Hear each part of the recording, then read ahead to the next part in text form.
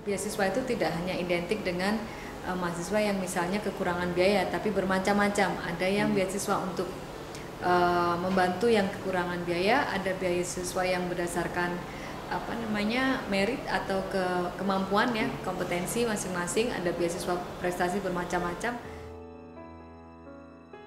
Memilih beasiswa yang tepat sebetulnya harus berdasarkan pada keperluan atau tujuan mahasiswa itu sendiri. Misalnya selama waktu saya masih menyelesaikan S1, saya mendapat beasiswa dari tempat kerja ayah saya.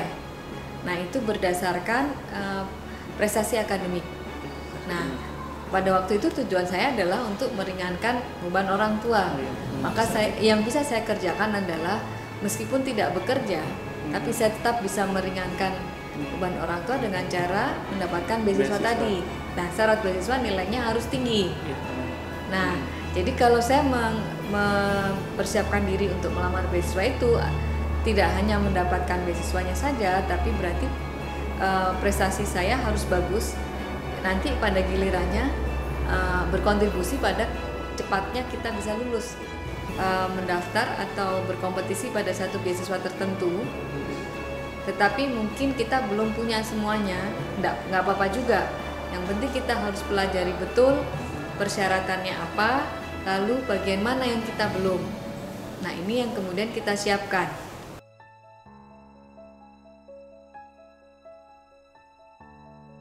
Ya, ketika dulu saya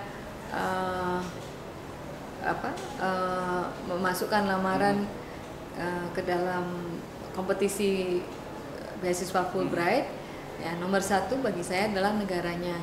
Maksudnya begini, maksudnya saya sendiri itu sudah punya curiosity ya, rasa ingin tahu atau penasaran mengenai hal-hal yang bidang saya dari sudut pandang atau dari perkembangan yang terjadi di negara Amerika. Fulbright itu kalau di Indonesia kan ada dua ya, ada Fulbright Dikti, ada Fulbright Presidential biasanya. Kalau Fulbright Dikti berarti biasanya diperuntukkan dosen yang punya NIDN. Nah, sedangkan Fulbright Presidential itu tidak hanya dosen, biasanya boleh dari NGO ataupun yang dari bidang yang lainnya. Nah, sifat kompetisinya kalau Fulbright di Indonesia berarti kita akan berkompetisi dengan seluruh pelamar dari seluruh Indonesia. Kalau ditanya tipsnya berarti kita lihat dulu seperti yang tadi saya katakan, apa saja persyaratannya. Nah, persyaratan itu bisa kita lihat di formulir pendaftaran biasanya. Lihat item-item di formulir pendaftaran, apa yang harus kita isikan. Nah, itu yang harus kita penuhi.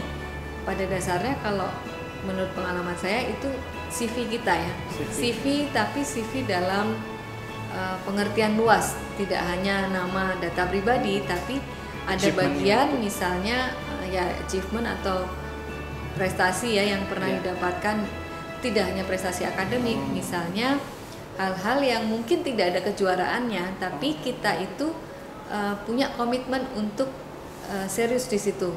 Misalnya kalau bidang saya kan pendidikan bahasa. Nah, bagaimana saya bisa istilahnya bersama-sama dengan guru-guru yang lain ya, memperbaiki kualitas satu sama lain, gitu ya. Itu tidak ada kejuaraannya, tidak ada, tetapi perlu waktu yang cukup bisa dilihat komitmen kita. Mungkin pada awalnya kita anggota satu komunitas, kemudian kita menjadi pengurusnya atau punya ide ya, yang jelas kita advocating ya, bekerja dengan serius untuk satu hal yang memang menjadi passion kita itu. Kemudian tidak hanya hal yang bagus-bagusnya, saya ada kesulitan di situ, kita juga berusaha untuk memberikan kontribusi terhadap solusinya. Itu bisa kita nanti bisa ceritakan atau bisa kita tulis di dalam form. Bagi yang sedang mencari beasiswa, yang jelas target Anda harus jelas dari sisi akademik maupun dari sisi kemampuan lain yang ingin Anda tunjukkan. Ya, jelas set untuk nilai-nilai akademik di set yang setinggi mungkin yang Anda bisa. Kemudian di dalam organisasi juga penting, ya. Biarpun tidak banyak tapi tuntas. Artinya Anda juga pernah melakukan satu kontribusi yang nyata di dalam kelompok tersebut. Kemudian kalau sedang menjalani ini bagi saya terasa lebih sulit daripada mencari.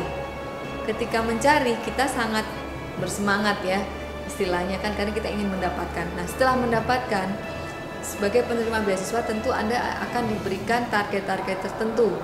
Misalnya saja ketika saya diterima Fulbright dan kemudian diterima di satu universitas tertentu, harus maintain GPA atau IPK itu pada level tertentu.